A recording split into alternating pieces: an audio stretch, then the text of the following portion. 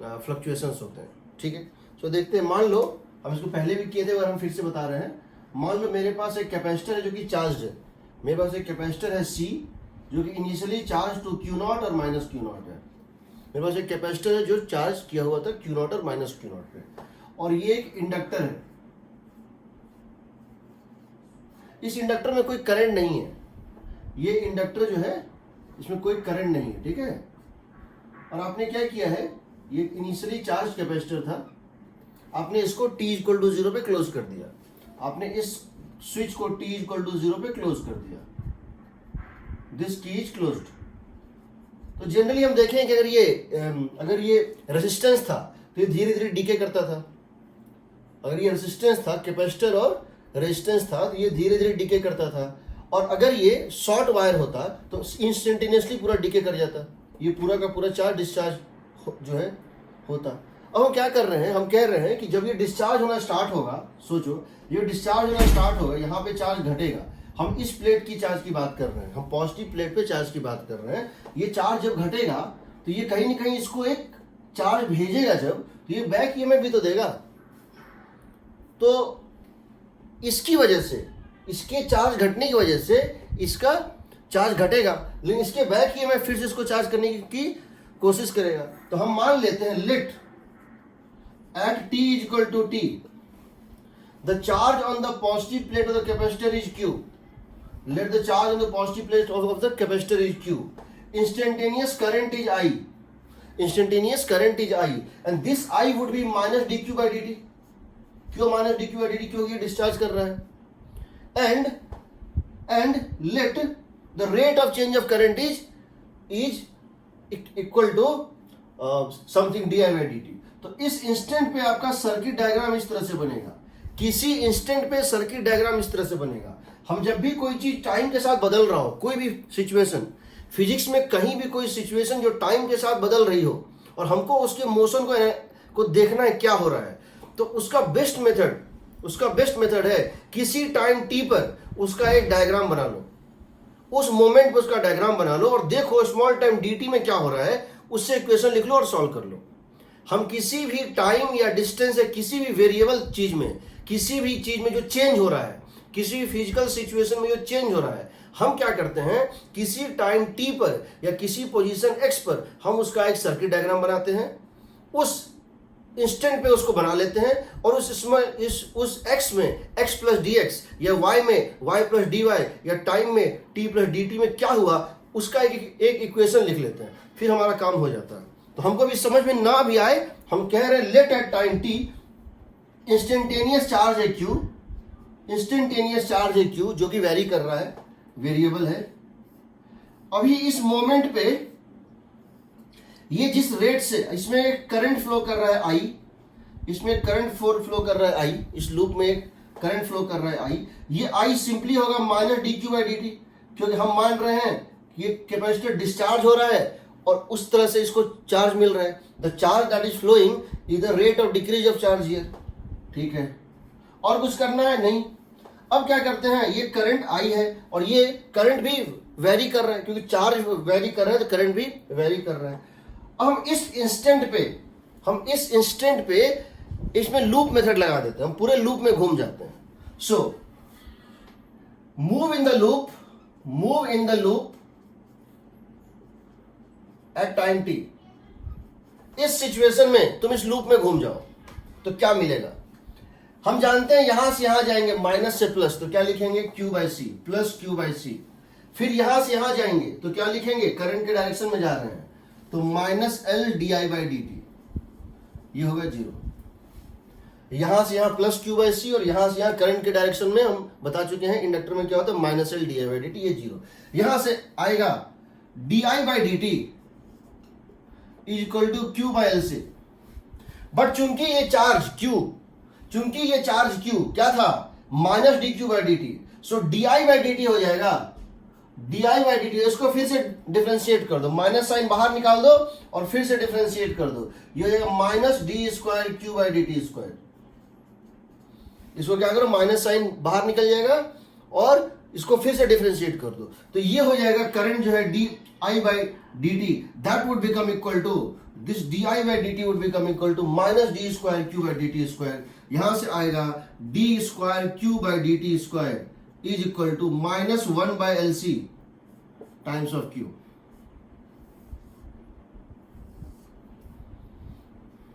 ये क्या है? Double differentiation of certain variable, double differentiation of certain variable with time, double differentiation of certain variable with time in minus of some positive constant, some ये complete negative है, into charge into that variable. ऐसा ही equation हमको मिलता था किसमें? This is similar to SHM equation. क्या होता था एसएचएम में? ये होता था acceleration d square x by dt square, that was equal to minus omega square x. सिर्फ x की जगह q है और ओमेगा की जगह, ओमेगा स्क्वायर की जगह 1 by lc है. बिकॉज इक्वेशन सिमिलर है, इसका सॉल्यूशन भी सिमिलर होगा. सिर्फ x की जगह क्या आ जाएगा? q आ जाएगा. तो हम कह सकते हैं इस डिफरेंशियल इक्वेशन का जो सॉल्यूशन होगा, इसका जो सॉल्यूशन होगा, most general family of solutions, most general family of solutions. तो ये जो है ये होगा Q is equal to some constant Q max sine omega T plus delta. यहां दो वेरिएबल है, एक डेल्टा और एक Q मैक्स. ये सिचुएशन डिपेंडेंट है. ओमेगा फिक्स है, ओमेगा फिक्स है, ओमेगा फिक्स है, बट Q मैक्स और डेल्टा इस पर्टिकुलर सिचुएशन से निकाला जाएगा. ये जो इंफॉर्मेशन है वो क्वेश्चन स्पेसिफिक होता है और ये जो होता है वो सिचुएशन पे डिपेंड करता है. तो ये तो पता है. ओमेगा क्या हो जाएगा बताओ? अगर हम इसको कंपेयर करें, omega is equal to omega square, इसको कंपेयर करेंगे 1 by under root LC. Omega is equal to 1 by under root LC. Therefore time period is 2 pi by omega, यानी 2 पाई अंडर रूट एलसी. यहां से तुमको एक बहुत बड़ा इंफॉर्मेशन क्या मिला?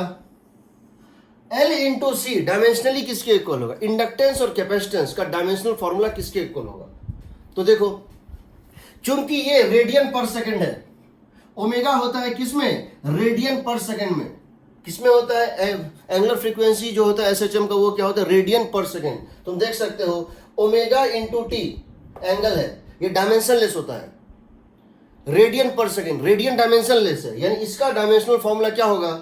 इसका डायमेंशनल फॉर्मूला होगा 1 बाई टी. इसका डायमेंशनल फॉर्मूला क्या होगा? 1 बाई टी. ओमेगा का डायमेंशनल फॉर्मूला होता है, याद रखना, ओमेगा का ऐसा यूनिट होता है रेडियन पर सेकेंड. रेडियन है एंगल, रेडियन है एंगल, एंगल डायमेंशन लेस होता है. तो इसका डायमेंशनल फॉर्मूला होता है 1 बाई टी. इसका डायमेंशनल फॉर्मूला होता है 1 बाई टी. इसका मतलब हो गया L इंटू सी का डायमेंशनल फॉर्मूला होता है टी स्क्वायर. क्या होता है? इसका मतलब L इंटू सी का डायमेंशनल फॉर्मूला होता है टी स्क्वायर. इंडक्टेंस एक बहुत कॉम्प्लेक्स क्वांटिटी है डायमेंशनली, कैपेसिटेंस एक बहुत कॉम्प्लेक्स क्वांटिटी है डायमेंशनली, लेकिन इंडक्टेंस इंटू कैपेसिटेंस बड़ा सिंपल क्वांटिटी है. क्या? T square. ऐसे बहुत सारे फिजिकल क्वांटिटी हैं जो आपस में, जो इंडिविजुअली तो बहुत कॉम्प्लेक्स हैं, बट उनका मल्टीप्लीकेशन बहुत सिंपल हो जाता है, या उनका डिवीजन, उनका कॉम्बिनेशन ऑफ 2 और 3 complex quantities is very easy quantity.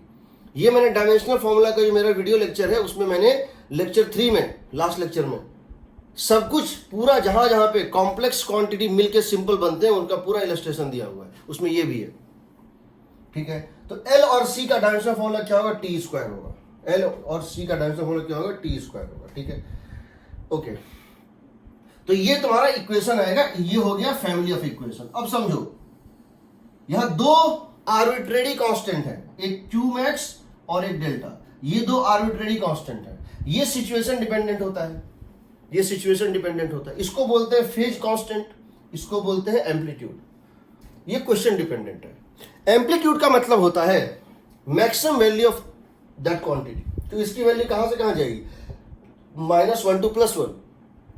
तो Q की मैक्सिमम वैल्यू. ये बताओ इस केस में Q की मैक्सिमम वैल्यू क्या है? Q तो तुमने यहां दिया था, Q तो तुमने यहां दिया था. ये Q घट सकता है, इससे बढ़ नहीं सकता. तो Q की मैक्सिमम वैल्यू क्या है? Q0. Q की मैक्सिमम वैल्यू क्या है? Q0. यहां तक में कोई डाउट किसी को?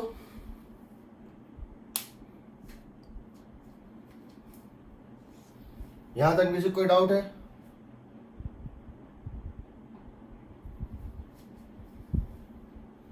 बताइए। ठीक है, तुम चाहते थे एक काम और कर सकते थे। तुम यहाँ पे चार्ज को लिखे हो, double differentiation of charge equal to minus something. तुम यहाँ इसको दोबारा डिफरेंशिएट कर दो, तुम इसको यहाँ दोबारा डिफरेंशिएट कर देते तो क्या होता? तुम यहाँ पर इसको आई को तुम यहाँ क्यू के टर्म में लिखे हो, तुम चाहते तो यहाँ एक और काम कर सकते थे, तुम राइट और लेफ्ट दोनों डिफरेंशिएट कर दो तो क्या आ जाएगा? D square I by D T square, D square I by D T square is 1 by L C times of D Q by D T. होता ना? इसका double differentiation 1 by L C times of D Q by D T. और D Q by D T क्या है बताओ? Minus I. D Q by D T क्या है? Minus I. तो यहां लिख देते D square I by D T square is equal to minus of 1 by L C into I. होता ना? तब भी तुम निकाल सकते थे, बस फर्क ये पड़ता है कि जो साइन फंक्शन हो कॉस बन जाता, कॉस है साइन बन जाता। क्योंकि एसएचएम में क्या होता है कि जब आप डिफरेंशिएट करते हैं, किसी भी साइन फंक्शन को डिफरेंशिएट करोगे, याद रखना, किसी भी साइन फंक्शन या कॉस फंक्शन को डिफरेंशिएट करोगे उसमें पाई बाय 2 जुड़ जाता है, उसमें 90 डिग्री जुड़ जाता है। साइन को डिफरेंशिएट करो, कॉस बन जाएगा। साइन 90 डिग्री प्लस थीटा क्या होता है? Cos theta. कॉस को डिफरेंशिएट करो, माइनस साइन बन गया। Cos theta plus cos of theta plus 90 degree क्या होता है? Minus sine theta. हर डिफरेंशिएशन पे वो क्या होता है? उसमें 90 डिग्री का फेज जुड़ते जाता है। तो फर्क सिर्फ ये पड़ता, ये डेल्टा बदल जाता। बट तुम इस टर्म में भी लिख सकते थे, तुम चाहते तो किसी फॉर्म में लिख लो, किसी फॉर्म में लिख लो। या तो एक्स को क्यू निकल गया तो ये आई निकल जाए, या आई निकल गया तो ये क्यू निकल जाए। हम यहाँ क्यू के फॉर्म में लिखे हैं, तुम यहाँ इसको आई के फॉर्म में डाल सकते थे। ओमेगा वही आएगा, ओमेगा वही आएगा। हाँ, ये बात और है कि साइन होगा कॉस होगा, वो अलग बात है। तो ये एक फैमिली ऑफ सॉल्यूशन है। अब इसमें हम क्या कर रहे हैं, हमको क्यू मैक्स और डेल्टा डाल देना है ताकि इस केस का हमको मैच कर जाए। क्यू मैक्स और डेल्टा डाल देना है, ठीक है? डालें। सो देखिए, what we are now going to do is that, ये एसएचएम से एकदम मिलता जुलता है। इसका मतलब जो भी चीज एसएचएम में होता था, जो भी चीज एसएचएम में होता था, सब यहां होगा, सब यहां होगा। जो भी नॉलेज तुम्हारे पास एसएचएम का है, जो भी नॉलेज तुम्हारे पास एसएचएम का है, उस पूरा नॉलेज का यहां पे तुम यूज कर सकते हो, ठीक है? चाहे फेजर हो, चाहे उसकी एनर्जी हो, या उसकी या उसका टाइम फंक्शन, कोई भी फंक्शन हो, या फिर उसका कोई भी चीज हो, फेज हो, कुछ भी हो, तुम सब कुछ यूज कर सकते हो। कैसे देखो, तो हमने क्या देखा, हमारा इक्वेशन आया था ये, हमारा इक्वेशन आया था Q is equal to Q max sine omega T plus delta, where omega is equal to 1 by under root L C. अब Q मैक्स की वैल्यू होती है मैक्सिमम वैल्यू ऑफ चार्ज, ये तुम जानते हो Q नॉट है, क्योंकि स्टार्टिंग में तुमने कितना दिया था चार्ज? Q नॉट दिया था। तुमने स्टार्टिंग में चार्ज कितना दिया? Q नॉट दिया था, वही तुम्हारा मैक्सिमम था। डेल्टा, तुम अगर लेफ्ट प्लेट की बात कर रहे हो, समझो, हम अगर लेफ्ट प्लेट की बात कर रहे हैं, इस प्लेट की, चार्ज दो जगह है, यहां भी है और यहां भी है। हम अगर लेफ्ट प्लेट की बात कर रहे हैं तो T इक्वल टू 0 पे लेफ्ट प्लेट में पॉजिटिव चार्ज था, प्लस Q नॉट था। At T equal to 0 Q is equal to Q naught, तो यहां डालो T इक्वल टू 0, तो Q इक्वल टू, यानी कि ये मैक्सिमम से स्टार्ट हुआ था, ये मैक्सिमम से स्टार्ट हुआ था, समझो। T इक्वल टू 0 पर ये अपने पॉजिटिव मैक्सिमम पे था, ये पॉजिटिव मैक्सिमम यानी कॉस फंक्शन बनेगा। T इक्वल टू 0 पर अगर पॉजिटिव मैक्सिमम है तो कॉस फंक्शन, और T इक्वल टू 0 पर अगर ये माइनस Q नॉट होता, या इस प्लेट की बात करते तो निगेटिव मैक्सिमम पे तो होता minus cos theta, minus of cos theta. देखो कैसे, T इक्वल टू 0 ये प्लस Q नॉट था, तो यहां डालो Q इक्वल टू 0, यहां डालो Q equal to Q naught, और ये हो जाएगा Q naught sine omega into 0 plus delta, यानी कि साइन डेल्टा हो गया 1, यानी साइन डेल्टा हो गया 1। सो डेल्टा कितना हो गया? Pi by 2। यहां डाल दो पाई बाय 2, तुम्हारा इक्वेशन आ गया Q is equal to Q naught cos omega t, omega याद रखना 1/√LC इंटू टी। ये हो गया charge as function of time. एक बार चेक कर लो कि t इक्वल टू 0 पे ये क्यू नॉट था कि नहीं, बिल्कुल था, तो ये सही है। ये हो गया तुम्हारा charge as function of time. अब समझो, जब तुम्हारा ये चार्ज निकल गया फंक्शन ऑफ टाइम, हम लेफ्ट प्लेट की बात कर रहे हैं, इसका चार्ज,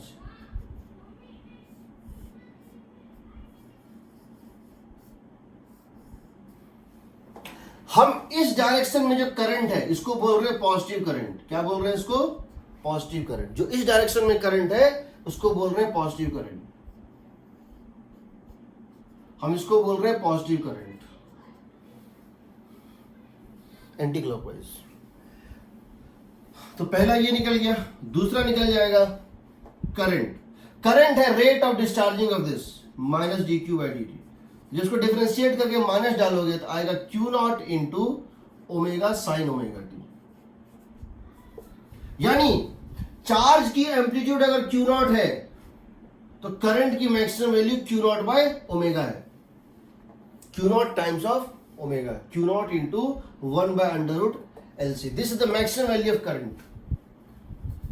इसका एक और मतलब है, जब चार्ज की वैल्यू मैक्सिमम, जब cos डेल्टा t 1 है, जब cos ओमेगा t 1 है, तो sin ओमेगा t 0 होगा। जब cos ओमेगा t 1 होगा ये 0 होगा। यानी जब चार्ज मैक्सिमम है तो करंट मिनिमम है, और जब ये 0 होगा तो करंट मैक्सिमम होगा। ठीक है, ये तुम्हारा निकल गया करंट का amplitude, this is the I max. ठीक, अब तुम ये देख सकते हो तीसरा, और तुम जानना चाहते हो इसमें what is the energy stored in the capacitor as function of time. What is the energy stored in capacitor as function of time. तो energy stored in capacitor as function of time is Q²/2C। तो क्या लिख दोगे? Q² का मतलब कितना हो गया? Q0²/2C cos² omega t. This is the energy stored in capacitor as function of time. इसमें जो इलेक्ट्रिक फील्ड है उसमें जो एनर्जी स्टोर्ड है उसका ये फंक्शन है। Fourth, energy stored in inductor as function of time, ½ L I²। I² का मतलब ये है, I² का मतलब है Q0² ओमेगा² sin² ओमेगा टी। अब अगर तुम यहां पे ओमेगा डाल दो, यहां अगर तुम ओमेगा यहां से उठा के डाल दो 1/LC, तो that would become equal to Q0²/2C। इसको क्या डाल दोगे? 1/LC, omega means 1/LC, L से L कट जाएगा, sin² ओमेगा टी। तो क्या देख रहे हो? ये समय के साथ बदल रहा है, 0 से 1, 0 से 1, 0 से 1, ये समय के साथ भी बदल रहा है, बट दोनों का सम हर समय सेम आएगा। इसीलिए हम कह सकते हैं, so this is varying with time, this is varying with time, but total energy that is equal to U in the capacitor as function of time plus U in the inductor as function of time would be equal to Q0²/2C common sin² omega t plus cos² omega t is always 1। Identity है, trigonometric identity है, that is constant independent of time. ये time के साथ नहीं बदलता। इसका मतलब क्या हुआ? इसका मतलब ये हुआ कि अगर तुम देखो, इसका मतलब ये हुआ कि अगर तुम देखो तो अगर ये cos² फंक्शन है, अगर ये cos² फंक्शन है इस तरह से,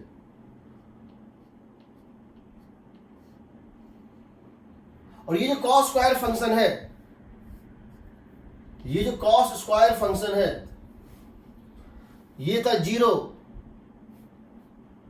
π/2 लाइक दैट, और 2 पाई लाइक दैट, इस तरह से बढ़ते जाएगा। ये तुम्हारा एनर्जी स्टोर्ड इन कैपेसिटर है, ये है तुम्हारा energy stored in capacitor. Energy stored in inductor जो वो sin² फंक्शन है, मतलब यहां से जा रहा है, देखो this is your function energy stored in inductor. ये था एनर्जी स्टोर्ड इन कैपेसिटर, ये है energy stored in inductor L. ये साइन स्क्वायर का फंक्शन है, जीरो से स्टार्ट होता है, ऐसे मूव करता है, फिर ऐसे जाता है, फिर ऐसे मूव करता है, like that. Sum total her point पे फिक्स रहेगा। किसी भी पॉइंट पे जो इसकी हाइट है और जो इसकी हाइट, जब दोनों को जोड़ोगे तो टोटल एनर्जी फिक्स आएगा। यहां पे total energy is this is total energy that is always constant, q naught square by 2c, that is always independent of time। ये हर पॉइंट पे सेम आता है, ये हर पॉइंट पे सेम आता है। तो अगर तुमसे हम ये पूछें एक पूरे साइकिल में कितनी बार, एक पूरे साइकिल में कितनी बार एनर्जी स्टोर्ड इन इंडक्टर और energy stored in capacitor equal होगा, तो कितनी बार होगा बताओ।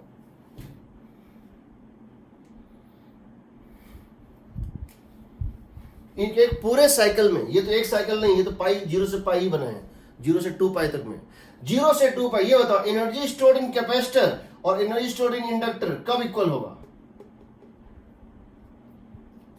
अगर एनर्जी स्टोर्ड इन कैपेसिटर और energy stored in inductor equal है, इसका मतलब cos square omega t equal to sine square omega t, यही ना। इसका मतलब है कि ये और ये इक्वल हो गया, cos square omega t is equal to sine square omega t. इसका मतलब हो गया tan स्क्वायर या tan omega t is plus minus 1। कितनी बार? 4 बार।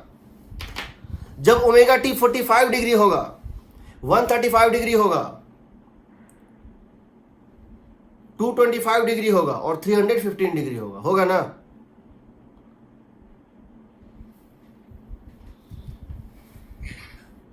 चार बार होगा, 4 बार होगा। अब समझो हम कर क्या रहे हैं, हम कर कुछ नहीं रहे हैं, ये बिल्कुल किसका काउंटर पार्ट है, समझो ये किसका काउंटर पार्ट है। ये देखो, जो हमारे पास मैकेनिक्स में जो एसएचएम होता था, स्प्रिंग ब्लॉक सिस्टम, और हम इसको स्प्रिंग ब्लॉक सिस्टम से कंपेयर करें, और इसको स्प्रिंग ब्लॉक सिस्टम से अगर इसको हम कंपेयर करें, ठीक है, हम क्या कर रहे हैं, ये एक स्प्रिंग था जिसका ये नेचुरल लेंथ है, और हमने इसको ऐसे खींचा, कितने डिस्टेंस पे, A0 डिस्टेंस पे, और छोड़ दिया। A0 पे खींचा और इसको रिलीज कर दिया, हमने इसको A0 डिस्टेंस पुल करके रिलीज कर दिया, ठीक है, रिलीज्ड। तो जो यहां x होता था, जो यहां x होता था, वो यहां चार्ज है। t इक्वल टू 0 पे यहां x कितना था, मैक्सिमम।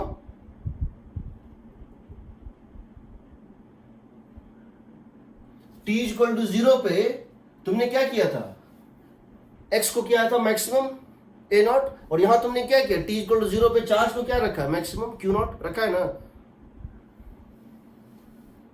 यहां वेलोसिटी होता है, यहां dq बाई dt यानी करंट। t इक्वल टू 0 पे यहां वेलोसिटी क्या था, जो उसको छोड़े हो, 0। t इक्वल टू 0 पे वेलोसिटी क्या था, 0, और तुम्हारे केस में t इक्वल टू 0 पे करंट क्या था, 0। एक्सीलरेशन di बाई dt या D square Q by D T square, ठीक है। काइनेटिक एनर्जी की जगह क्या होगा बताओ, यहां काइनेटिक एनर्जी होता था हाफ, या यहां पे कम, यहां ले लो पोटेंशियल एनर्जी, यहां potential energy, spring potential energy होता था हाफ के एक्स स्क्वायर। यहां पर होता है energy stored in capacitor, potential energy की जगह क्या होता है, half Q square by 2c। Spring constant की जगह 1/c होता है, स्प्रिंग कांस्टेंट की जगह 1/c होता है, हाफ हाफ, यहां हाफ के एक्स स्क्वायर, यहां क्यू स्क्वायर बाई 2c। तो x तो q का काउंटर पार्ट था ही, k का काउंटर पार्ट 1/c है। यहां पर एनर्जी, यहां काइनेटिक एनर्जी क्या होता था, हाफ mv स्क्वायर। यहां पर होता है एनर्जी स्टोर्ड इन इंडक्टर, क्या होता है, half L I square, half L I square. तो तुमको पता है v का काउंटर पार्ट तो I है, v का काउंटर पार्ट I है और 2 का काउंटर पार्ट 2 है, 1/2। मास का काउंटर पार्ट है इंडक्टर, मास का काउंटर पार्ट है इंडक्टर, है ना। तुम जानते हो इसमें भी क्या होता था, एनर्जी कंजर्व होता था। ये एसएचएम करता रहेगा, जब पोटेंशियल एनर्जी मैक्सिमम तो काइनेटिक एनर्जी मिनिमम, जब काइनेटिक मिनिमम, जब काइनेटिक मैक्सिमम तो पोटेंशियल होगा मिनिमम, लाइक दैट ऑसिलेट करता है। यहां फ्रिक्शन नहीं है इसलिए ये एसएचएम कर रहा है परमानेंटली, नहीं तो डैम्पिंग हो जाएगा, धीरे धीरे ये डेड हो जाएगा। यहां भी अगर फ्रिक्शन होता यानी रेजिस्टेंस होता, resistance is the counter part of friction, ठीक है। अब देखो यहां तुम जानते थे, तो कुछ फॉर्मूला याद होगा कि नहीं, v इक्वल टू होता था omega under root of a square minus x square, था क्या। यहां पर आएगा current I is equal to omega under root of Q naught square minus Q square. बड़ा सिंपल सी, कैसे निकालोगे तुम जानते हो, तुम्हारा Q आ चुका है Q naught sine omega, sorry यहां पर कितना आया था कॉस ओमेगा टी, जो भी आए, और तुम्हारा करंट आया था कितना, करंट आया था कितना Q naught omega sine omega t, यही ना। एलिमिनेट कर दो, तुम जानते हो sign square omega T plus cos square omega T 1 होता है, तुम जानते हो sign square omega T plus cos square omega T 1 होता है, जानते हो ना। तो कर दो, तो क्या करोगे, लिखोगे Q square by Q naught square लिखोगे, plus I square by Q naught square omega square is 1। देखो तो Q square by Q naught square, cos omega यहां से निकाल लो, साइन ओमेगा यहां से निकाल लो, आइडेंटिटी है कि cos square omega T plus sine square omega T 1 होता है। तो Q by Q naught square plus I, तो क्यू और आई के बीच में ग्राफ कैसा होगा, क्यू और आई के बीच में ग्राफ कैसा होगा, ये वेरिएबल है ये भी वेरिएबल, ये दोनों वेरिएबल नहीं है, कैसा होगा, इस चार्ज में और करंट में, इंस्टेंटेनियस चार्ज ऑन कैपेसिटर और instantaneous current in the inductor, उसके बीच में ग्राफ कैसा होगा, इलिप्स होगा ना, ellipse, x square by a square plus y square b, ये सब एसएचएम में बताए हुए हैं। कुछ लोगों को एसएचएम पढ़ाए थे, सबको तो नहीं पढ़ाए थे एसएचएम, कुछ लोगों को पढ़ाए थे, ठीक है। उसी तरह से तुम जानते हो कि साइन स्क्वायर फंक्शन का एवरेज वैल्यू पूरे साइकिल में क्या होता है, साइन ओमेगा टी का एवरेज वैल्यू पहले ये बताओ, या कॉस ओमेगा टी का एवरेज वैल्यू पूरे साइकिल में कितना होता है, 0 होता है जी।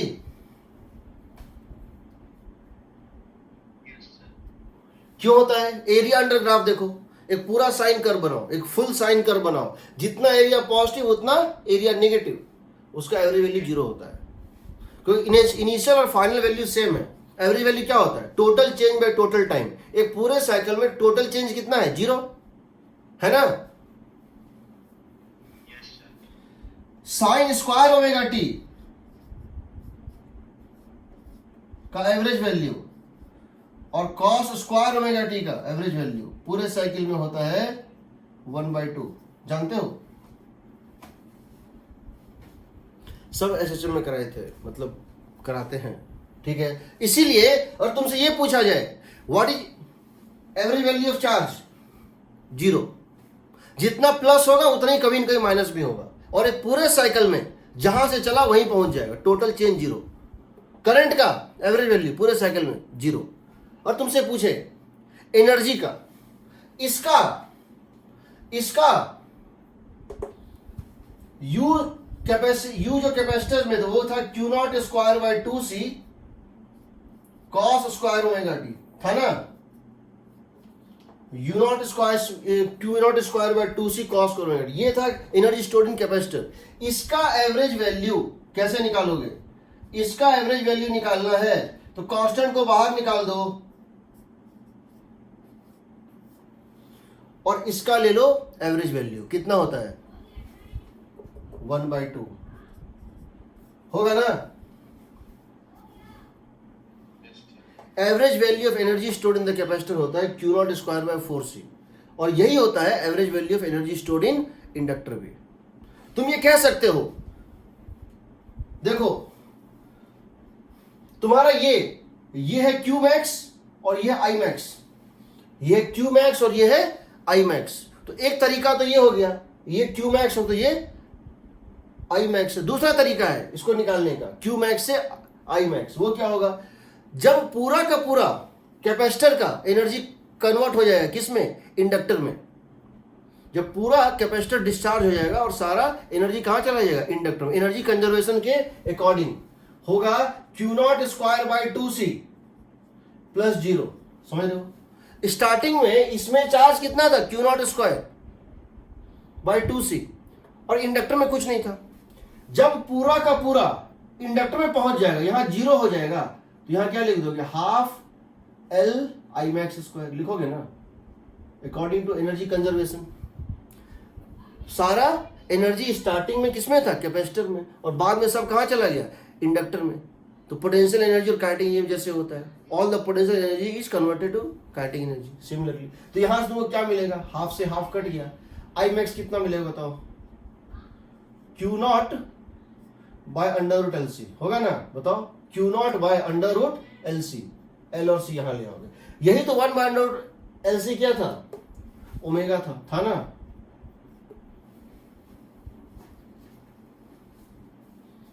समझ रहे हो, इसमें तुम फेजर डायग्राम बना सकते हो। फेजर डायग्राम पढ़े होगे या मैंने कहीं बताया होगा, तो फेजर डायग्राम तो यहां भी बना सकते हो इस तरह से। फेजर डायग्राम होता है,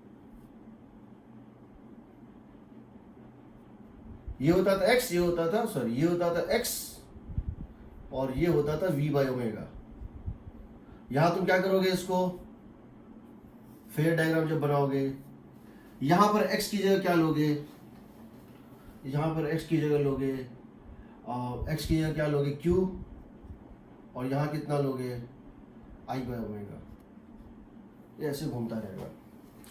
मतलब कहने का मतलब है कि एसएचएम के सारे एप्लीकेशन यहां पर क्वेश्चन ट्रांसफरेबल है। ट्रांसफरेबल मतलब any question that has been you have studied in properties of, तुम जो भी क्वेश्चन आज तक पढ़े हो in the topic properties of SHM, वो तुम इसमें पढ़ सकते हो। पहली बात। दूसरी बात, अगर तुमको एसएचएम को लेके कोई डाउट है, कोई संशय है, मंडे को, आई थिंक मंडे, अब जब भी नेक्स्ट क्लास होगी, हम एक्सेल बैच में, एलाइट बैच में, ड्रॉपर बैच में स्टार्ट कर रहे हैं एसएचएम।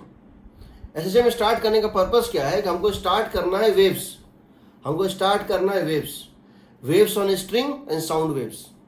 लेकिन हमको उसको पढ़ाने के लिए पहले एसएचएम पढ़ाना पड़ेगा, तो हम उनका स्टार्ट कर रहे हैं और वो वीडियो लेक्चर हम डाल रहे हैं।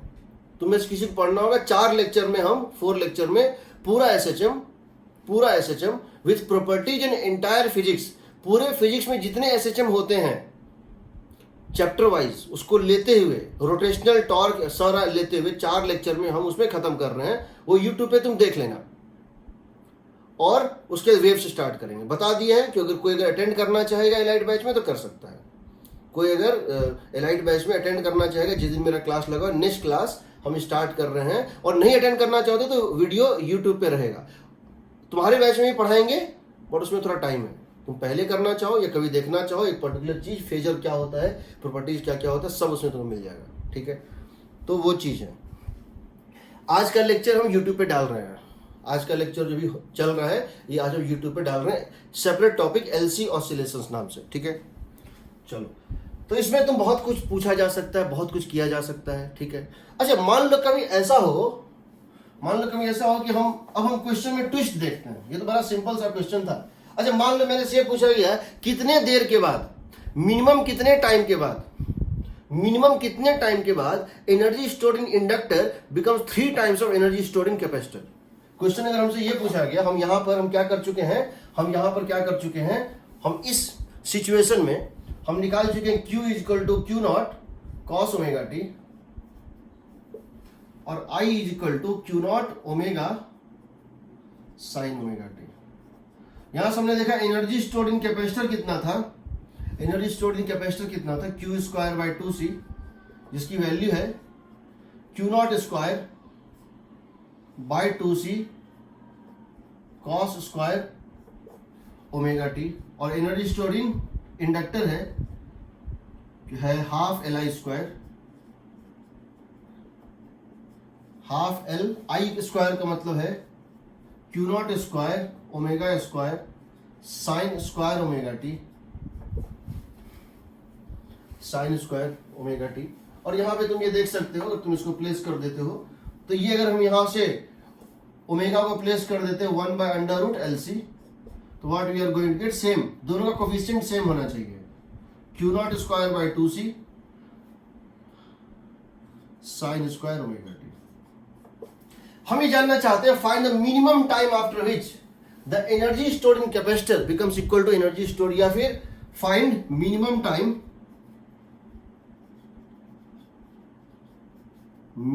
Time after which energy stored in capacitor is 3 times of energy stored in inductor. Energy stored in capacitor is 3 times of energy stored in inductor. तो क्या करोगे? तुमको पता है कोफिशिएंट तो सेम है दोनों का, तो बेसिकली तुमको करना है cos square omega t must be equal to 3 times of sine square omega t, होगा ना। cos square omega t must equal to 3 times sin square omega t, यहां से आएगा tan square omega t is 1/3, यहां से आएगा tan omega t is plus minus 1/√3, यही ना।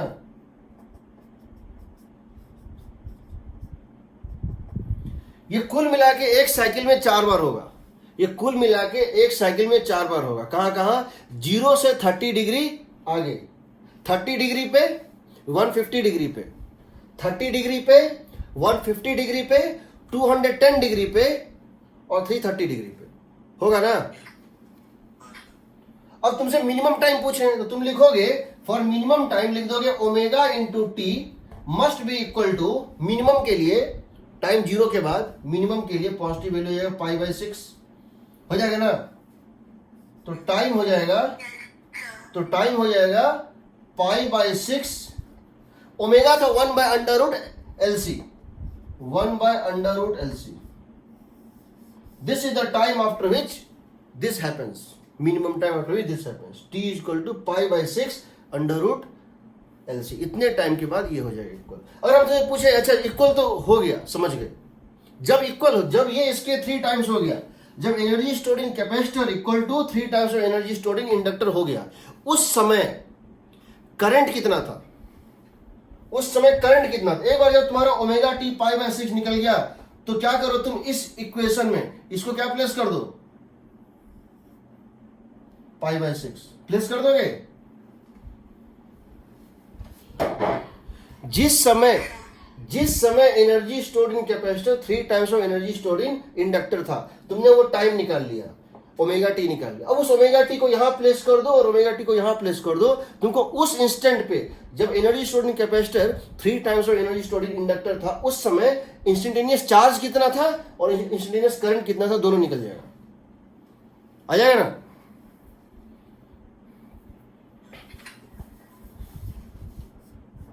इसका डायग्राम कुछ इस टाइप से होता है, देखो कैसे ये चेंज होता है।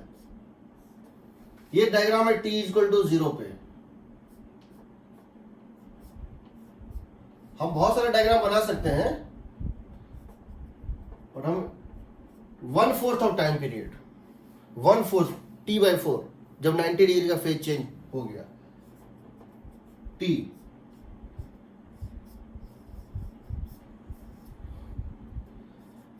Equal to 3t/4।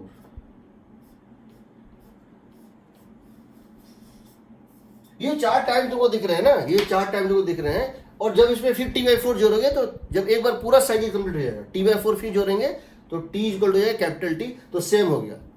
यहां पर क्या था, प्लस क्यू नॉट यहां था, माइनस क्यू नॉट यहां था। इसमें एक फील्ड था ऐसे करके, इसमें कुछ भी नहीं था, इसमें 0 था, इसमें कुछ नहीं था, ना करंट था इसमें और ना ही इसमें कोई एनर्जी स्टोर था। t equal to t by 4 पे ये हो गया 0, ये हो गया 0। क्यों? ये कॉस फंक्शन है ना। t इक्वल टू 0 पे कॉस फंक्शन क्या था? 1 Q naught. t equal to 90 degree, omega into t is 90 degree, ये वैनिश कर गया। पूरा का पूरा करंट यहां आ जाएगा, बट इसमें करंट है आई मैक्स, और ये पॉजिटिव करंट है। क्यों पॉजिटिव करंट है? मैंने बोला इस डायरेक्शन को पॉजिटिव मान रहे हैं, ये पॉजिटिव करंट होगा। देखो जब ओमेगा इंटू टी को डालोगे 90 डिग्री, ओमेगा इंटू टी यहाँ मतलब कितना है? टी बाई 4 मतलब कितना है? 90 डिग्री का फेज चेंज, तो साइन 90 डिग्री होता है 1। और ये करंट होगा कितना? Q not omega. सारा इलेक्ट्रोस्टैटिक फील्ड की एनर्जी जो यहां था, अब यहां पे किसमें है स्टोर्ड? मैग्नेटिक फील्ड में स्टोर्ड है। फिर टी बाई 2 का टाइम दो, अब ये हो जाएगा प्लस क्यू नॉट, ये हो जाएगा माइनस क्यू नॉट। तो हम इस प्लेट का इक्वेशन लिखे हैं, हम इस प्लेट का इक्वेशन लिखे हैं। इसीलिए ये प्लस क्यू नॉट था 0 पे, जब ये 90 डिग्री हुआ तो 0 हुआ, जब ये 180 हुआ तो ये माइनस हो गया। लेकिन एनर्जी को कोई मतलब नहीं डायरेक्शन से, एनर्जी को कोई मतलब नहीं डायरेक्शन से। एनर्जी क्या हो गया? फिर से वही होगा जो यहां पर था, ठीक। अभी इसमें भी 0 है, उसके फिर टी बाई 4 टाइम बाद इसमें फिर हो जाएगा 0, इसमें कुछ नहीं रहेगा, इसमें कुछ नहीं रहेगा। और सारा का सारा अब क्या होगा? अब यहां डालो, यहां डालोगे 270 डिग्री, साइन 270 डिग्री क्या होता है? 3t/4 मतलब कितना है? 270 degree. Cos 270 degree is 0 and sine 270 degree minus I, क्योंकि इसमें करंट ऐसे होगा, इसमें करंट जो है ना, इसके अंदर जो फील्ड होगा वो ऐसे होगा, करंट इस तरह से होगा, इसमें फील्ड इस तरह से होगा, करंट इस तरह से होगा, इसलिए माइनस आई आ रहा है। तो माइनस आई हो या प्लस आई हो, एनर्जी सेम आता है। बट इसीलिए जितने देर में ये एक साइकिल कंप्लीट करेगा, उतने में ये 2 साइकिल कंप्लीट कर लेगा, करेगा ना। कॉस फंक्शन अगर ये है और कॉस फंक्शन का ये एक फुल साइकिल है, तो कॉस स्क्वायर फंक्शन का ये होता है फुल साइकिल, होता है ना। Yes sir. वैसे भी तुम जानते हो कॉस स्क्वायर ओमेगा टी को लिख सकते हो cos 2 omega T plus 1/2। Cos 2 theta होता है, कॉस स्क्वायर थीटा होता है 1 प्लस कॉस 2 थीटा/2। तो इसका ओमेगा ओमेगा है, इसका ओमेगा ओमेगा है, बट इसका ओमेगा एक्चुअली में जो उसको लिखोगे 1 plus cos of 2 times of omega T, ये 2 ओमेगा होगा। इसके कंपेरिजन इसका फ्रीक्वेंसी डबल है और टाइम पीरियड हाफ है। इसका टाइम पीरियड ये है, समझो, इसका एक साइकिल यहां कंप्लीट हो रहा है, ये यहां के बाद रिपीट होगा, बट ये यहीं के बाद रिपीट हो जाएगा। देखो ये t/2 ही के बाद रिपीट हो जाएगा, होगा ना। तो ये सब SHM में पढ़ते हैं, हम उसी को यहां यूज कर रहे हैं, ठीक है। चलिए अब हम आ रहे हैं इसके दूसरे फॉर्म्स पे। ये तो हो गया बेसिक फॉर्म। इसके दूसरे फॉर्म ऑफ क्वेश्चन क्या क्या होते हैं, इसके दूसरे फॉर्म ऑफ क्वेश्चन क्या क्या होते हैं, वो कैसे बनाते हैं, ठीक है। सो लेट अस सी, हम इसके दूसरे फॉर्म ऑफ क्वेश्चन ले रहे हैं, क्योंकि हम सारे क्वेश्चन जो तुम्हारे उसमें हैं, जो तुम्हारे पैकेज में हैं या कहीं भी हैं, वो सब इंक्लूड कर रहे हैं आज के लेक्चर में, ठीक है। तो ये तुम समझ गए हो। अब इसके कुछ वेरिएशंस ले रहे हैं, अब इसके हम कुछ वेरिएशंस ले रहे हैं। देखो, so what variations we are taking. मान लो मेरे पास ऐसा है, मेरे पास इस तरह से है कि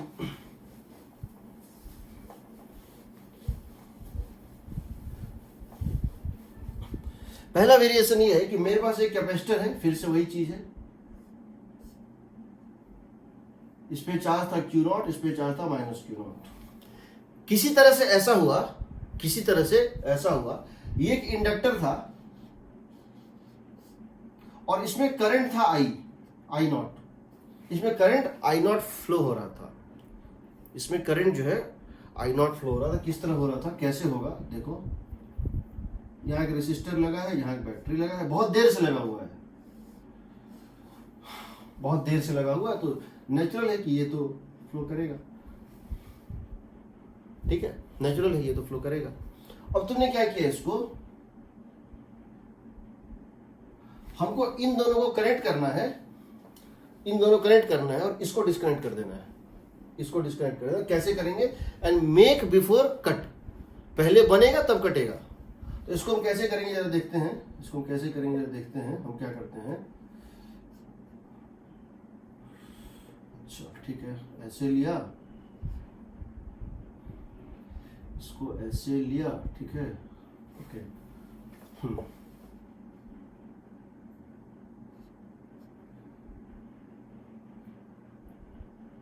ओके ठीक है, इसको हम ऐसे लेते हैं,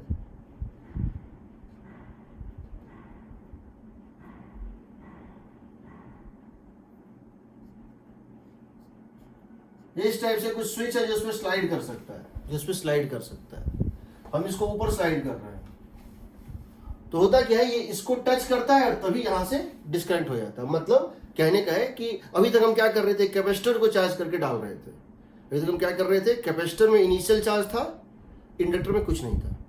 दूसरा केस क्या पॉसिबल है, इंडक्टर में करंट था, कैपेसिटर में कुछ नहीं था।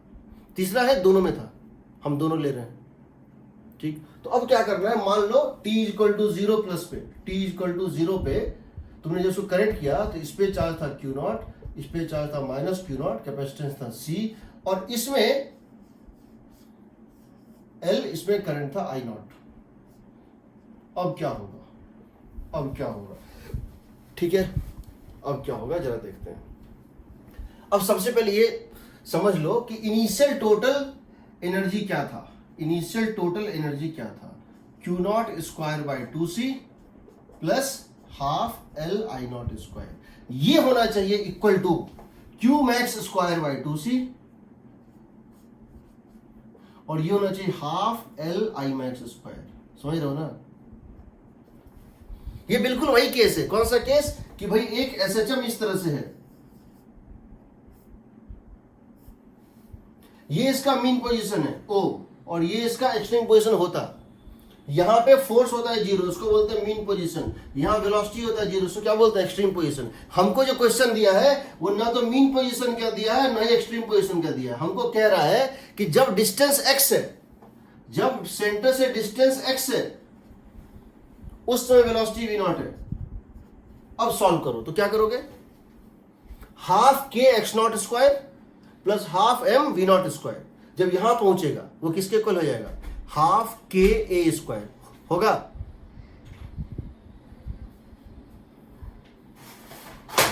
इस पॉइंट पे पोटेंशियल एनर्जी क्या है, half k x0 square, kinetic कितना है, हाफ m v0 स्क्वायर। तो टोटल एनर्जी क्या है इस पॉइंट पे, half k x0 square plus half m v0 square. जब ये यहां पहुंच जाएगा, इसकी एम्पलीट्यूड हमको नहीं पता है, जब ये यहां पहुंच जाएगा x = a पर, तो इसकी सारी एनर्जी क्या बन जाएगी, पोटेंशियल बन जाएगी, यहां ये रुक जाएगा।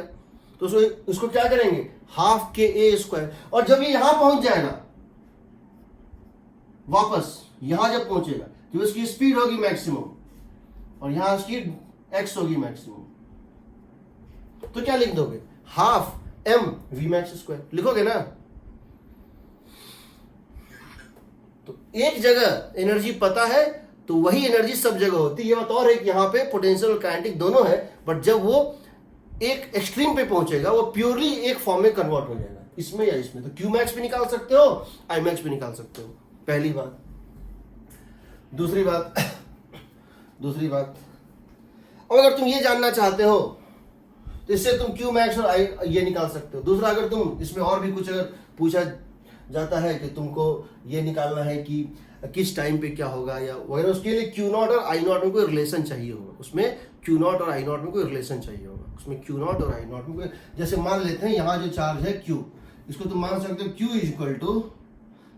= Q max sine omega T plus delta. यहाँ डेल्टा कुछ भी हो सकता है, 0 से लेकर 360 डिग्री तक, delta can is anything possible from 0 to 360 degree. But यहाँ ये तय है, ये डेल्टा जो है वो 0 से 180 के बीच में होगा। क्यों? क्योंकि ये Q0 पॉजिटिव है, ये Q0 क्या है, पॉजिटिव है। t = 0 पे Q0 इस प्लेट पे चार्ज क्या है, पॉजिटिव है। इसका मतलब है तुमको पता है साइन डेल्टा पॉजिटिव होता है फर्स्ट और सेकंड क्वाड्रेंट में, होता है ना। तो Q0 दिया हुआ होगा, I0 दिया होगा। यहाँ अगर हम इस Q मैक्स को डाल दें और यहाँ पर अगर हम Q0 को डाल दें, t = 0 पे ये कितना था, Q0 था। समझो, at t = 0 Q = Q0, ये तो दिया हुआ है ना, हो जाएगा Q0 = Q max sine delta. t को तो दे दिए, जीरो, यहां से साइन डेल्टा हो जाएगा Q not by Q max. तो डेल्टा निकल सकता है sine inverse Q not by Q max. ये 1/2 रेशियो है या 1/√2 है या √3/2 है, जो भी है उससे हम डेल्टा निकाल सकते हैं। हम इसको कर सकते हैं, फिर हम इक्वेशंस भी लिख सकते हैं। ये SHM बहुत इंपॉर्टेंट है, सिर्फ SHM के लिए नहीं, क्योंकि वो SHM AC में भी आता है, वो वेव्स में भी आता है, और वो यहाँ तो है। तो कभी कभी क्या करता है, डायरेक्ट SHM से ना पूछ के उसी के एप्लीकेशन बेस्ड यहाँ से पूछ देता है। तो चैप्टर बदल जाता है, कॉन्सेप्ट नहीं बदलता है।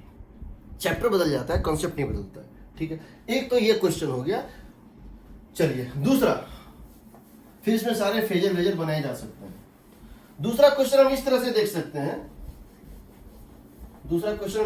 सकते हैं, हमसे कहा गया है कि दूसरा क्वेश्चन इस तरह से हो सकता है कि ये एक कैपेसिटर है, ये एक मान लेते हैं कैपेसिटर है, ऐसे करके, ये एक इंडक्टर है, ये एक कैपेसिटर है, ये एक इंडक्टर है, और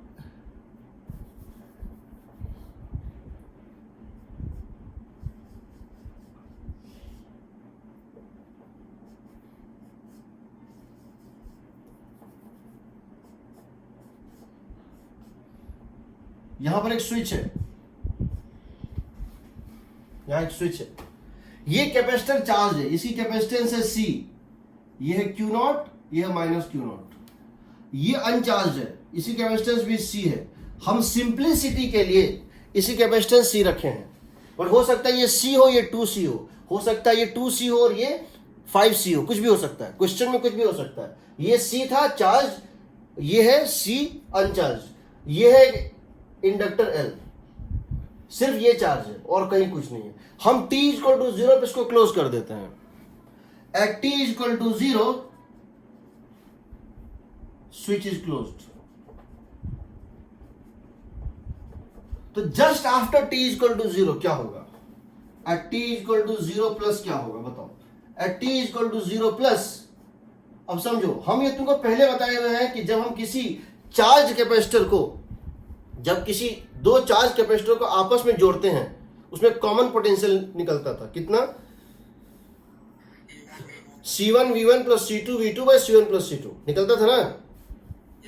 और उसमें हीट प्रोड्यूस जो है करता था, उसमें जो चार्ज का रीडिस्ट्रीब्यूशन हुआ था उसमें हीट प्रोड्यूस करता था half C1 C2 by C1 plus C2 into V1 minus V2 का होल स्क्वायर। वही यहां भी होगा। देखो तुमने जब इसको कर दिया, तो अगर तुम इस बाहर वाले लूप को देखो, ये तो पूरा एक कंडक्टिंग की लूप है, ये तो पूरा एक कंडक्टिंग, ये पूरा एक कंडक्टिंग है। तो इस पे तो चार्ज का डिस्ट्रीब्यूशन सडनली हो जाएगा। कितना होगा बताओ?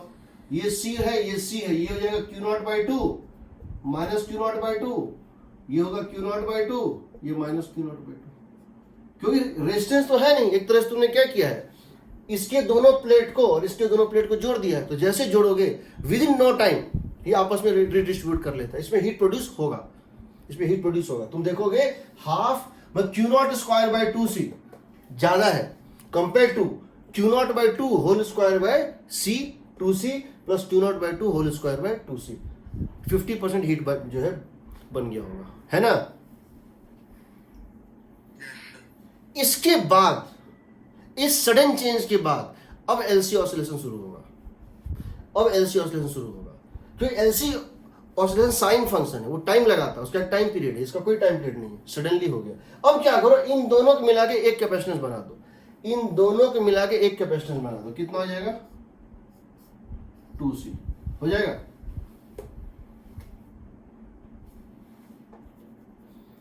दोनों पैरेलल में है, इन दोनों के पैरेलल कॉम्बिनेशन को एक कैपेसिटेंस बना दो। कितना? 2C बना दिया। अब क्या करोगे? अब क्या करोगे? इसको इंडक्टर को यहां डाल दो। इस 2C के कॉम्बिनेशन पे टोटल चार्ज कितना है?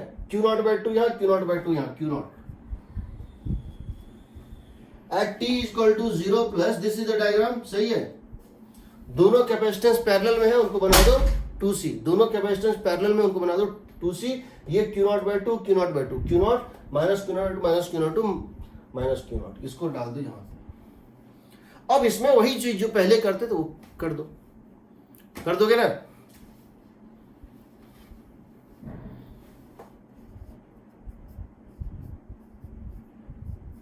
इसका ओमेगा होगा अंडर रूट 2CL, होगा ना? अगर तुमसे हम ये पूछे find the charge on this plate as function of time, तो क्या करोगे? आएगा Q is equal to Q naught cos 1 by under root 2CL, होगा ना, इंटू टी। सही है? ये होगा charge on this as function of time. Agreed?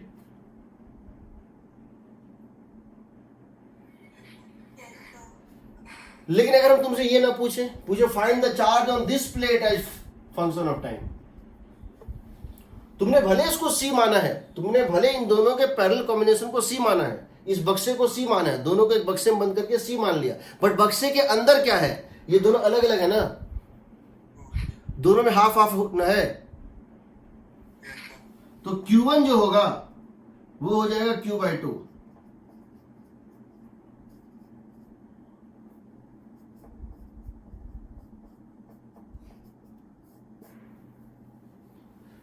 ठीक है? तो ये एक चीज हो गया, ये एक चीज हो गया। ठीक है, तो क्या करना है? दो पैरेलल में थे उसको सी बना दिए, ठीक, और उसके उसको सॉल्व कर लेते हैं। जैसे तुमने स्विच क्लोज किया, ये अपने अपने अपने पोटेंशियल डिफरेंस, क्योंकि अगर तुम इस लूप में घूमोगे तो टोटल पोटेंशियल डिफरेंस 0 आना चाहिए। तो दिस यहां से यहां ड्रॉप, यहां से यहां राइज कैंसिल होना चाहिए। तो उसके तुरंत विद इन नो टाइम इन दोनों का डिस्ट्रीब्यूशन हो जाएगा। उसके बाद एलसी ऑसिलेशन शुरू होगा। तो ऐसा नहीं हीट स्विचिंग के कारण और इस डिस्ट्रीब्यूशन के कारण हीट प्रोड्यूस हुआ था, बट एलसी ऑसिलेशन उसके बाद शुरू हुआ है, उसमें हीट प्रोड्यूस नहीं होता है।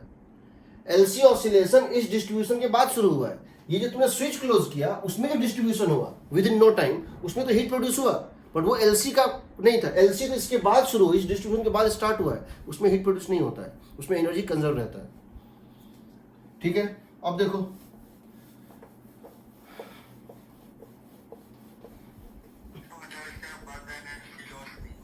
क्या होगा।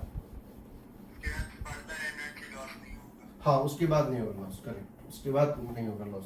अब सोचो, मान लो हम तुमको ये कहे इस तरह से, कैसे? मान लो क्वेश्चन इस तरह से दे दें कि ये C है, ये 2C है, ये L है,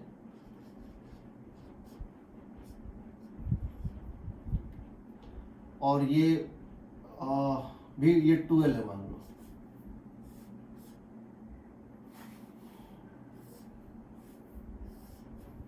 या एक काम करो, इन दोनों को मिलाकर भी एक कर दो। ये C है, ये था Q0, ये था माइनस Q0। तुमने स्विच को T = 0 पे क्लोज कर दिया,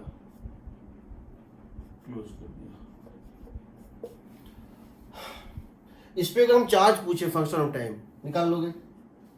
कितना आएगा? Q = Q0 cos 1 by under root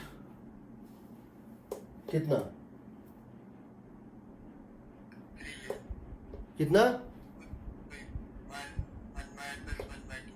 12/3 LC ना। यहाँ एल इक्विवेलेंट कितना हो जाएगा? 12/3 होगा ना, कल बताए थे। ये आ गया। करंट कितना होगा बताओ? करंट कितना होगा? इसमें से करंट फ्लो करेगा ऐसे करके आई, ये करंट कितना होगा ये बता दो। Q0 omega cos sine omega t, यही ना। ओमेगा की वैल्यू है 1 by under root L equivalent into C equivalent. L equivalent into C equivalent. L equivalent कितना है? एल इक्विवेलेंट है 12/3, सी इक्विवेलेंट है सी। ठीक है ना।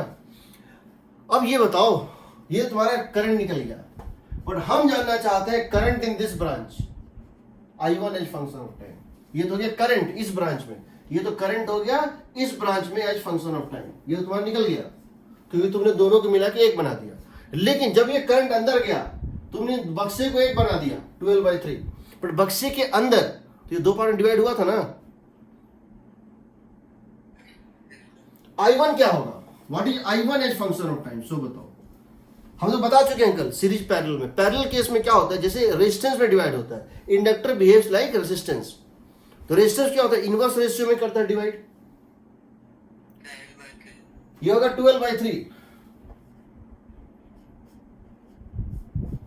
समझ रहे हो। इसमें ज्यादा जाएगा, इसमें कम जाएगा, इनवर्स रेशियो में होता है। तो क्या करोगे, ये हो जाएगा 2L/3, I का मतलब है Q0, ओमेगा का मतलब है ओमेगा साइन ओमेगा टी।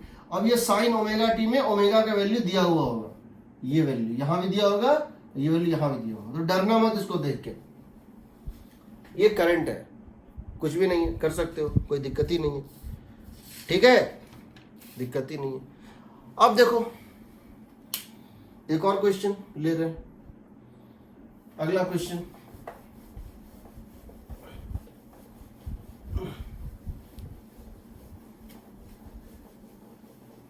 मैंने एलसी ऑसिलेशन के क्वेश्चंस मार्क किए हुए हैं, बता दिया था तुमको, क्लासिफिकेशन दिया था ना वर्कबुक का।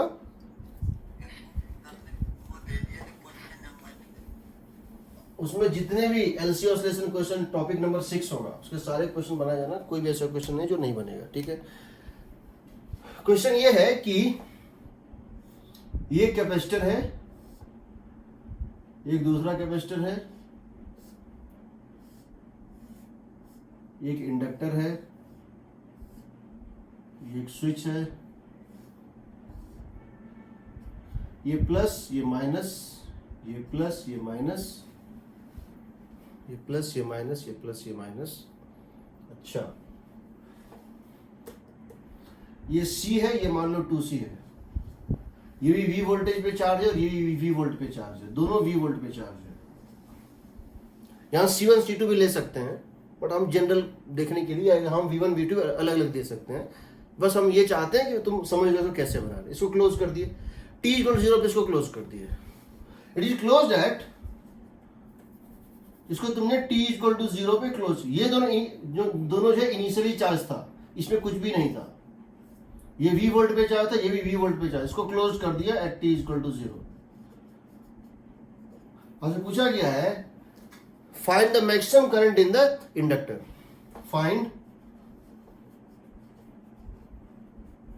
द मैक्सिमम करंट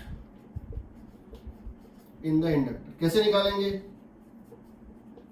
क्या हम इसकी सारी, क्या इसको हम डिस्चार्ज कर दें, इसको डिस्चार्ज कर दें और इसको हाफ Li² में कन्वर्ट कर दें, क्या हम इसको और इसको फुल्ली डिस्चार्ज करके हाफ Li² में कन्वर्ट कर दें, क्या ऐसा कर सकते हैं हम, नहीं कर सकते। क्यों नहीं कर सकते हैं, ये जो सिस्टम दिख रहा है इसका चार्ज कंजर्व होना चाहिए, है कि नहीं, ये चार्ज जाएगा कहां, ये आइसोलेटेड सिस्टम है, तो याद रखना इस पे चार्ज तुम ऐसा नहीं कर सकते हो, तुम ये कर सकते हो कि इसको मिला दो, ये चार्ज और ये चार्ज मिल जाएगा, ये पॉसिबल है, पर तुम इन दोनों को कैसे खत्म कर दोगे, नहीं कर सकते हो खत्म, क्योंकि ये आइसोलेटेड, ये कहीं जा ही नहीं सकता, आपस में जो कर ले, आपस में जो कर ले, ये बाहर कुछ नहीं कर सकता। तो यहां पे तुम फुल्ली इसको डिस्चार्ज नहीं कर सकते हो, तुमको समझना पड़ेगा कि कैसे होगा। तो तुमसे पूछा गया है मैक्सिमम करंट, पहले मैक्सिमम करंट निकालते, फिर इस सिचुएशन को हम एनालाइज करेंगे। हमसे पूछा गया मैक्सिमम करंट इसमें कितना हो सकता है, तो ये बताओ जब I की वैल्यू मैक्सिमम होगी, जब I की वैल्यू मैक्सिमम होगी, क्या di/dt 0 होगी, होगी। जब I की वैल्यू मैक्सिमम होगी di/dt 0, किसी भी चीज की मैक्सिमम मिनिमम जब होती है तो उसका डिफरेंशिएशन 0 होता है। इसका मतलब है जब I की वैल्यू मैक्सिमम होगी di/dt 0 होगी, इसका मतलब है कि -L di/dt भी 0 होगी। इसमें कोई ड्रॉप नहीं होगा, इसमें कोई पोटेंशियल ड्रॉप नहीं होगा। मान लेते हैं जिस समय di/dt जीरो होगी, मान लेते हैं जब इसमें करंट मैक्सिमम होगी, कितना, मान लेते हैं जिस समय इसमें करंट मैक्सिमम होगी उसमें हमको पता है di/dt जीरो होगी। उस समय मान लेते हैं कि यहां पर चार्ज है Q, यहां पर चार्ज है Q, या इसको ले लो, यहां ले लो चार्ज Q, तो यहां चार्ज कितना होगा बताओ, अकॉर्डिंग टू चार्ज कंजर्वेशन यहां चार्ज कितना होगा, यहां हो जाएगा 2CV। पहले कितना था यहां पे चार्ज 2CV, यहां कितना था पहले -CV, सही है ना, -Q होगा यहां पे चार्ज, बताओ इन दोनों पे चार्ज कंजर्व रहेगा। स्टार्टिंग में यहां पे चार्ज था 2CV, यहां था -2CV, अभी यहां चार्ज है Q, यहां मान लो है X, तो Q plus X must be equal to 2CV -CV, तो X की वैल्यू हो जाएगा 2CV, तो ये क्या हो जाएगा बताओ, CV -Q होगा ना।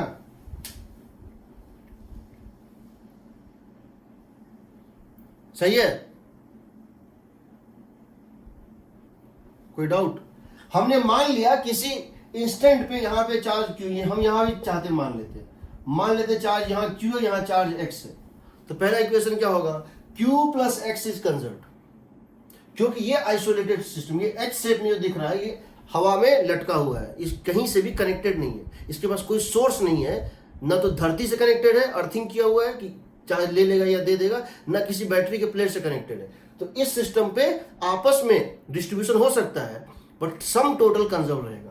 तो यहां अगर चार्ज Q है, यहां चार्ज X है, तो Q plus X must be equal to, starting में इन दोनों का कंबाइंड चार्ज था +2CV एंड -CV, तो X की वैल्यू निकल गई। अब क्या करना है तुमको, इस लूप में घूम जाओ, हम निकालना चाहते हैं Q की वैल्यू, तो यहां से यहां जाएंगे माइनस से प्लस, और यहां जाएंगे प्लस से माइनस। इसमें तो पहले ही बता दिए हैं, क्योंकि ये I मैक्सिमम है, di/dt क्या है, जीरो है ना। यहां से यहां जाएंगे, लिखेंगे +x/c plus x/2c plus x/2c minus q/c plus x/2c minus q/c minus L di/dt, but di/dt zero क्योंकि करंट मैक्सिमम है, is equal to 0 minus L di/dt।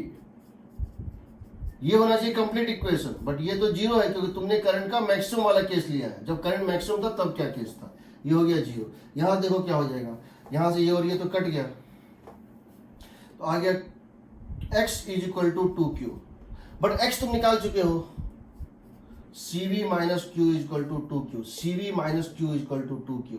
यहां से Q कितना आ गया बताओ, CV/3 आ गया ना।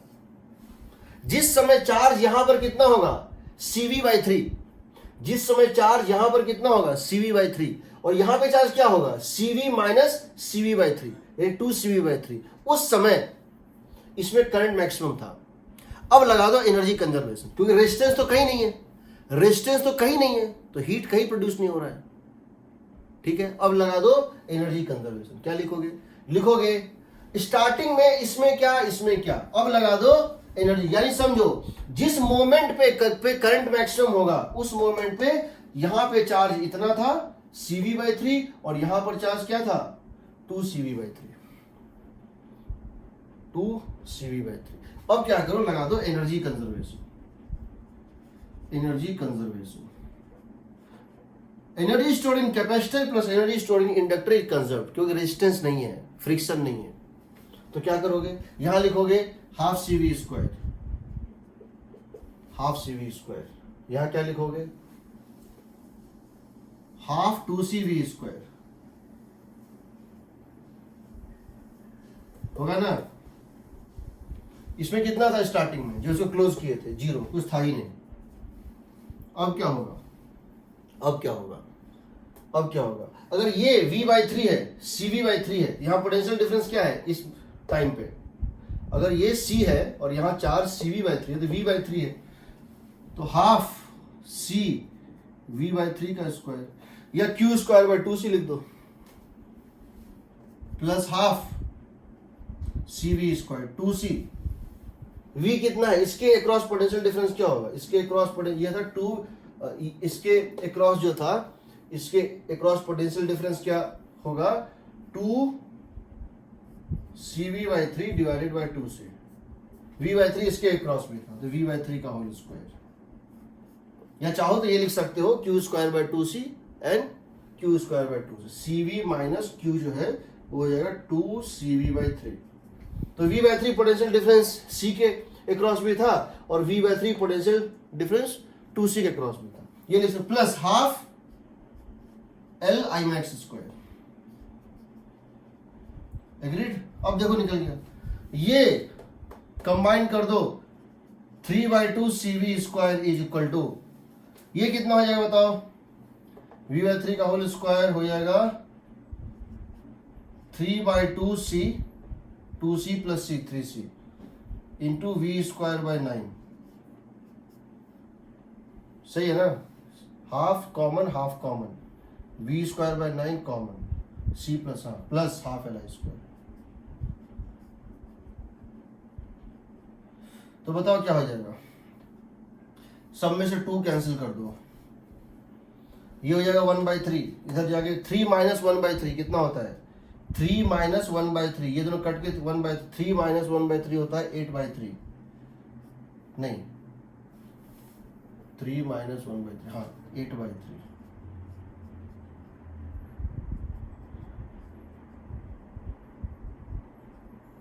तो आई मैक्स कितना आ जाएगा बताओ, हाफ तो कट चुका था, सॉरी हाफ तो कट चुका था, तो आई मैक्स कितना हो जाएगा बताओ, आई मैक्स आएगा v into under root of 8c by 3l होगा ना,